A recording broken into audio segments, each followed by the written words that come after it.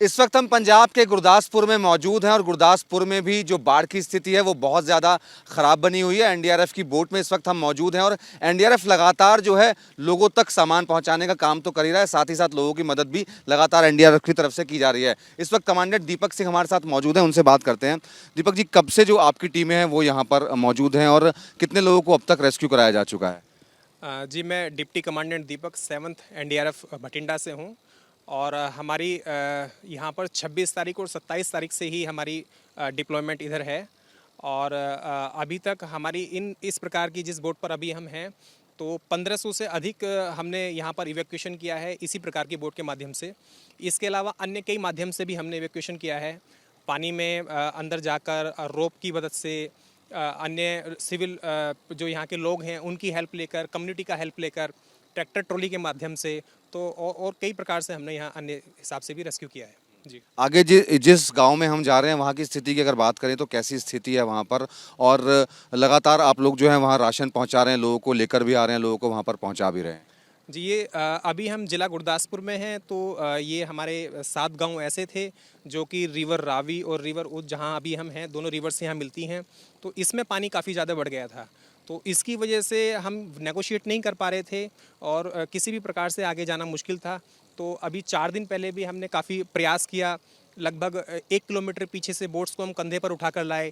ये बोट की मशीन है ओबीएम, इसको हम उठा कर लाए और 4 दिन पहले हमें ऐसी संभावना बनी कि हमने काफ़ी राशन वहाँ पर भेजा और जब हम वहाँ पहुँचे तो बहुत सारे लोग ऐसे थे जो इवैक्यूएट होना चाहते थे, महिलाएं, बच्चे, बुजुर्ग, तो उन सबको हम वहाँ से बाहर निकाल कर लेकर आए और सुरक्षित स्थान पे हमने यहाँ पर छोड़ा उन्हें। जी, कितनी चुनौती होती है एनडीआरएफ के लिए इस सिचुएशन से निपटने में? चुनौती की तैयारियां हम सभी अपने प्रशिक्षण में, ट्रेनिंग में कर लेते हैं और फ्लड सीज़न आने से पहले भी हम काफ़ी तैयारियां करते हैं। तो फिर जब इस प्रकार की कोई भी मतलब बाढ़ या ऐसी कोई स्थिति होती है तो उसमें हमें जो अपॉर्चुनिटी मिलती है उसमें हम अपना पूरा बेस्ट देने के लिए मतलब पूरा प्रयास करते हैं। जी, और कौन कौन से ऐसे इक्विपमेंट होते हैं जो ज़रूरी होते हैं इस बाढ़ की सिचुएशन में? बाढ़ की सिचुएशन में सबसे पहले तो यही है कि जो बोट्स हैं, हमारी बोट्स को चलाने की मशीनें हैं, लाइफ वेस्ट हैं, अपनी किट्स हैं, इक्विपमेंट्स हैं और लाइफ बॉय हैं और बम्बू है साथ में बोट के साथ चलाने के लिए, पानी की गहराई देखने के लिए। इसके अलावा मेडिकल किट्स हैं। हम न सिर्फ बोट चलाते हैं या लोगों को इवैक्यूएट करते हैं, रेस्क्यू करते हैं, हम रिलीफ मटेरियल भी पहुंचाते हैं। इसके अलावा चूँकि जब हालात ही ऐसे होते हैं तो जिला प्रशासन के भी, चाहे डॉक्टर्स हैं या वेटनरी डॉक्टर्स हैं, सिविल डॉक्टर्स हैं, तो वो भी वहाँ पर प्रशासन नहीं पहुँच पाता है, तो वो भी तैयारियाँ हम रखते हैं। हम वेटनरी कैंप्स भी लगाते हैं, हम मेडिकल कैंप्स भी लगाते हैं। हमने तमाम गाँवों में मेडिकल कैंप्स लगाए हैं और कई सौ लोगों ने वहाँ से मतलब दवाइयाँ वगैरह प्राप्त की हैं। जी, एक कहानी सुनने में आ रही थी, कुछ दिन पहले आपने एक प्रेग्नेंट महिला को रेस्क्यू किया था, वो निकलना चाहती थी, वो कहानी क्या थी? जी, लगभग अभी 10वां दिन है ये राहत कार्य में जो हम यहाँ लगे हुए हैं रेस्क्यू में। तो एक नहीं, कई कई इस प्रकार के हमने मतलब इवैक्यूएशंस किए हैं। कलानौर में किए हैं, डेरा बाबा नानक तहसील में किए हैं, सब डिविज़नल में, गुरदासपुर में भी कई किए हैं। तो उनको जहाँ से हमें सूचना मिली जिला प्रशासन के माध्यम से, उनके गाइड्स हमें मिले तो उनके माध्यम से हम तत्काल वहाँ पहुँचे और फिर उनको हम लेकर आए तो कई मामलों में अगले दिन भी डिलीवरी हुई। तो ये हमारे लिए काफ़ी मतलब खुशी की बात है कि हम समय से रेस्पॉन्ड किया और इस प्रकार से जीवन बचाने का हमने मतलब उसको हम बचा पाए। अभी जहाँ पर हम चल रहे हैं रावी नदी है या इसमें आगे जो पानी आप बता रहे थे कि उज का भी मिल जाता है? ज्योग्राफिकली बताइए थोड़ा। अभी हम हिमाचल से आने वाली रिवर एक उज है, उसका काफ़ी प्रभाव वहाँ रहता है और इसमें भी काफ़ी पानी बढ़ा था। तो जिस दिशा में हम जा रहे हैं उस दिशा से उज आ रही है और पीछे अभी हमने रावी रिवर को क्रॉस किया है। तो ये एक ज्योग्राफिकली ऐसी वाटर बॉडीज़ की स्ट्रेटेजिकल पोजीशन है जिसमें दोनों रिवर्स एक साथ मिल जाती हैं। तो दोनों का बहाव का जब पानी यहाँ मिलता है तो उससे काफ़ी पानी का स्तर बढ़ जाता है और ज़्यादा बहाव की वजह से कई बार यहाँ पर समस्या होती है। जी, अभी गांव के अंदर तकरीबन कितने लोग मौजूद होंगे? गांव में 7 गांव हैं, काफ़ी लोगों को हम पहले ही निकाल चुके हैं। तो और आज तो जिला प्रशासन के कई उच्च अधिकारी भी आए, वो पहुँचे, उन्होंने लोगों से संपर्क किया, बातचीत की। तो जिस भी प्रकार से जो लोग अभी भी निकलना चाहते थे उनको आज भी निकाला है और अभी भी हम शाम तक लगातार, जब तक लोगों की रिक्वायरमेंट्स पूरी नहीं होती, वो कार्य करेंगे और अभी भी गाँव में मतलब काफ़ी संख्या में लोग हैं। जी, तकरीबन कितने राउंड सुबह से लेके अब तक आप लगा चुके हैं यहाँ पर?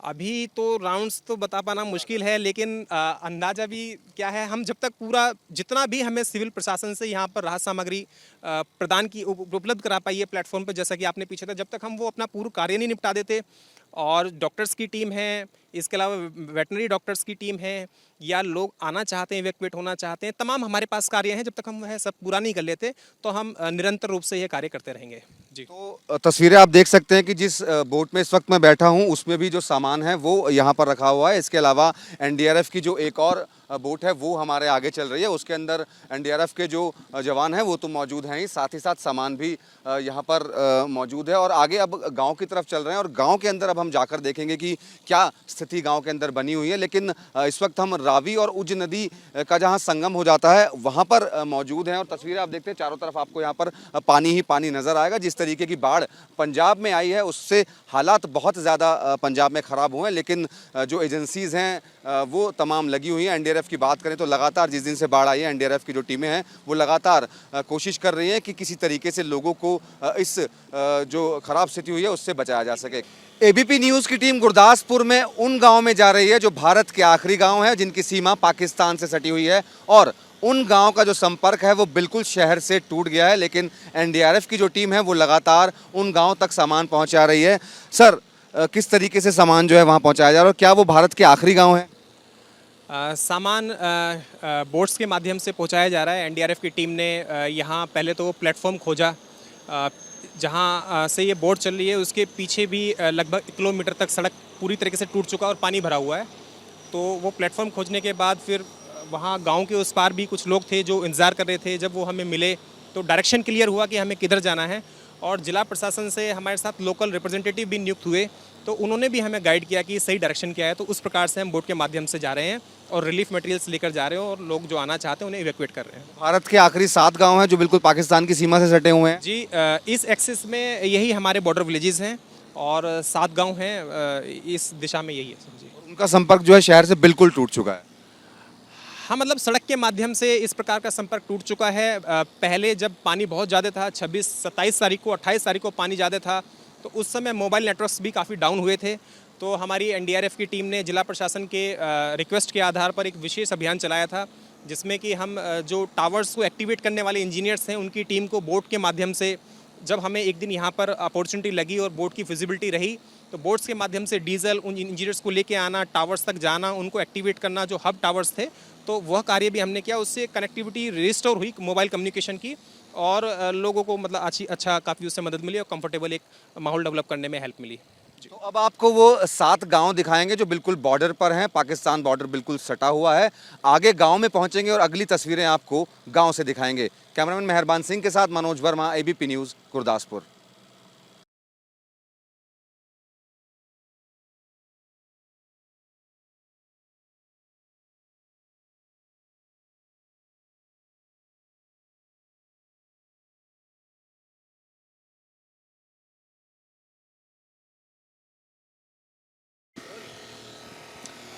गुरदासपुर में एनडीआरएफ की जो टीमें हैं वो लगातार ग्राउंड जीरो पर काम कर रही हैं। तस्वीरों में हम आपको एनडीआरएफ की जो बोट्स हैं वो आपको दिखाएंगे। आप ये देख सकते हैं कि जो एनडीआरएफ की टीम है वो अपने साथ सामान को तो लेकर जा ही रही है, साथ ही साथ डॉक्टर्स की टीमें इसके अंदर है। इसके अलावा प्रशासन की जो टीमें हैं उनको भी उन गाँव तक पहुँचाया जा रहा है जहाँ पर लोगों के पास सामान नहीं है या इसके अलावा और कोई जो परेशानी है वो हो सकती है।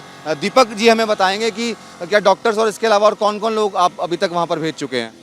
मैं डिप्टी कमांडेंट दीपक, 7th एनडीआरएफ भटिंडा से हम लोग हैं, और यहाँ लगातार भागों में हम रिलीफ मटेरियल और लोकल एडमिनिस्ट्रेशंस के जो भी अधिकारी हैं उनको वहाँ पर भेज रहे हैं।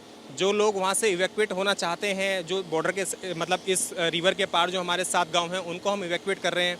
मेडिकल डॉक्टर्स, वेटनरी डॉक्टर्स और मोबाइल टावर्स को रिस्टोर करने वाली जो इंजीनियरिंग टीम है उनका डीजल और पशुओं का चारा, राशन पानी, पीने का पानी, वो सब चीज़ें हम यहाँ से लगातार ट्रांसफ़र कर रहे हैं जी। तो आप तस्वीरें आप देख सकते हैं कि ये इस वक्त हम गुरदासपुर में ही मौजूद हैं और सामने 7 गांव ऐसे हैं जिनका जो संपर्क है वो गुरदासपुर शहर से बिल्कुल टूट चुका है। उनके पास कोई सामान नहीं है, लेकिन एनडीआरएफ जो है वो लगातार जिस दिन से यहाँ पर बाढ़ आई है उस दिन से इसी तरीके से दिन रात एक करके काम कर रहा है, और सामान पहुँचाना हो या फिर डॉक्टर को ले जाना हो, इसके अलावा प्रशासन की किसी टीम को वहाँ पर पहुँचाना हो या फिर वहाँ से लोगों को रेस्क्यू करा कर लाना हो, एनडीआरएफ की जो टीमें हैं वो लगातार ग्राउंड ज़ीरो पर आपको काम करती हुई नजर आएंगी। कैमरामैन मेहरबान सिंह के साथ मनोज वर्मा, एबीपी न्यूज़, गुरदासपुर।